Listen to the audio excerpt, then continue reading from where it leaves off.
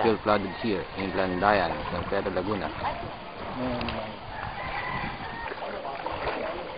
The area here in San Pedro Laguna, particularly here in Landayan.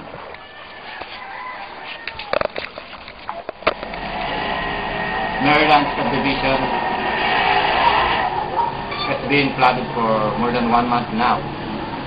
It's actually in middle-class area in Landayan, San Pedro Laguna.